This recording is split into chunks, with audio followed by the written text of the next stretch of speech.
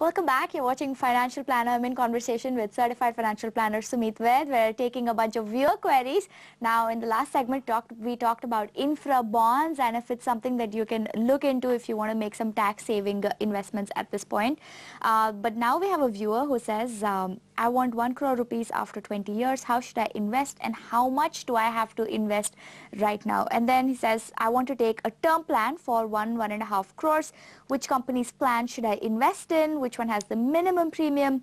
Also, do let me know how much premium I will have to pay. So a bunch of questions, but we'll tackle the first one first, which is 1 crore after 20 years. Now, we don't have the age of this person because they clearly didn't reveal it in the email.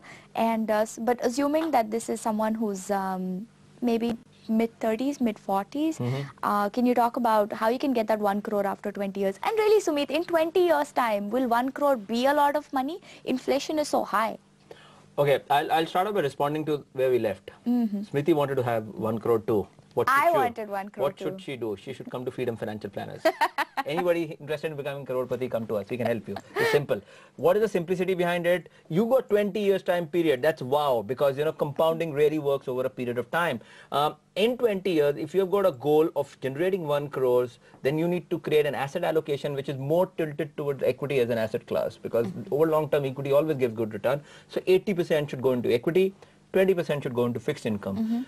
Equity over a longer period of time in our philosophy should give you a return between 14 to 15%, which is equivalent to nominal GDP. If that's what return equity is giving and fixed income is giving around about 7%, then the total return on 80-20 split is 12.6%. That's a lot of numbers, Sumit. Yes, but I'm coming to the main number now. At 12.6% return, you just need to save 10,200 rupees every month for next 20 years to generate 1 crore. That's it? That's very simple. It. And one more thing. Usually we suggest to our clients progressive asset allocation. What does it mean is that your income is increasing every year. Yeah. So your savings should increase every year.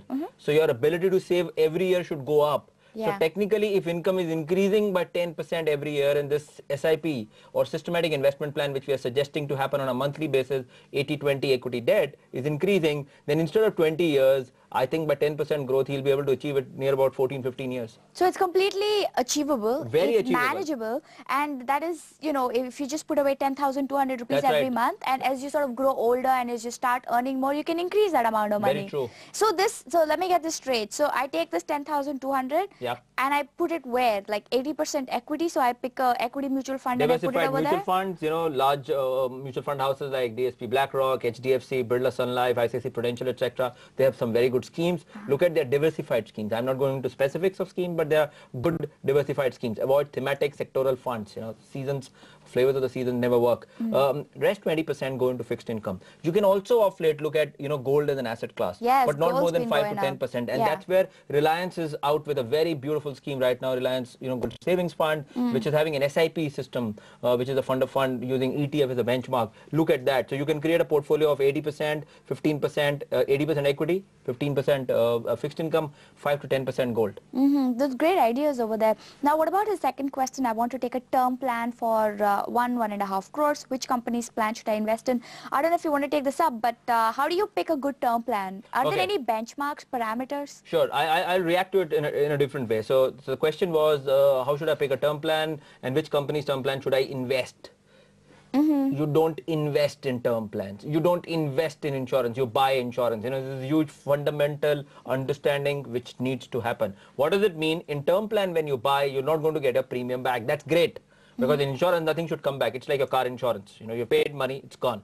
Because that's where the unique part comes. And I keep emphasizing in all my shows, you don't invest in insurance. You buy insurance. You buy insurance. So which insurance you should buy, we don't know your age. It's a very important criteria for deciding which term plan and how. And the concept behind figuring out which term plan, how much and which company is based on a concept known as human life value. Human life value basically says, taking my example, that Sumit, your life value is X. If tomorrow you're not there, my family, in order to lead their normal lifestyle which they're living today, and which including their aspirations, dreams, goals, etc. for my children's education, marriage, my wife's dream, etc. Total of that minus my assets is what my human life value is. And for a second, I'm not taking liabilities into this. It's a scientific mathematical calculation which takes your income, which takes your expenses, which takes your liabilities, which takes your dream goals and assets in mind, and come up with a figure that Mr. X, your human life value is 2 crores. If your human life value is 2 crores, please take 2 crores term cover. Aha. It is a thumb rule. Please, for God's sake, do not take your term plans less than your human life value, because it doesn't make sense to me. Right. And to this point, I want to quickly sort of refer back to an advertisement that we've recently seen on television, where saying that आपको कम insurance लेने की बीमारी है, or something to that effect, where basically this person says most people just end up taking insurance just so that they have insurance. True. But they don't have sufficient insurance. True. I cannot say the figure, but majority of Indians who are watching me right now, you are underinsured. Without even checking you, I'm telling you. Why? Because you invest in insurance. What do? You end up paying huge amount of premium in which you get investment and underlying cover. Cover is very low, investment is very large, you are underinsured. By any chance, if something has to happen tomorrow, your family will really suffer. It's negative, but you need to know the importance of it. Right. So that's something that you must keep in mind when you're getting your insurance. Make sure that you have sufficient coverage. True. Because it's just you owe it to your family. Painful, you owe it to your family more than anything else. Yeah. Okay, let's look at the next question. He says, I want to invest 3,500 to 4,000 rupees per month. How should I invest to enable to get maximum returns? Now, this is, I would say, a lot of people ask us, hey, look, I have some extra money, I want to invest it, but where should I put the money? And the first question we ask them is, what are your financial goals? I mean, why do you want to invest this money? It's like, yeah, I want to do this, but why? So okay, so let's address this in a different way, okay?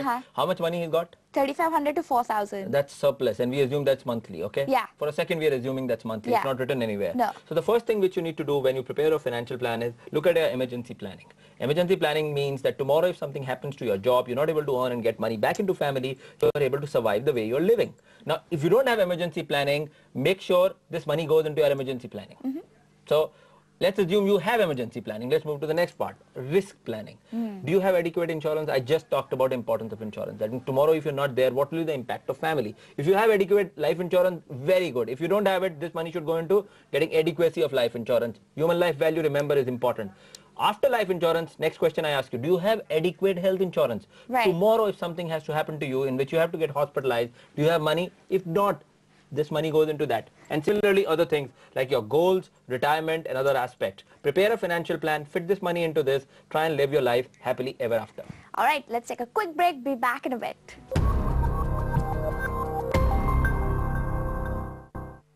Welcome back. Let's talk to Certified Financial Planner Sumit Vaid about a term that we picked up. It's called reverse mortgages. What does it mean?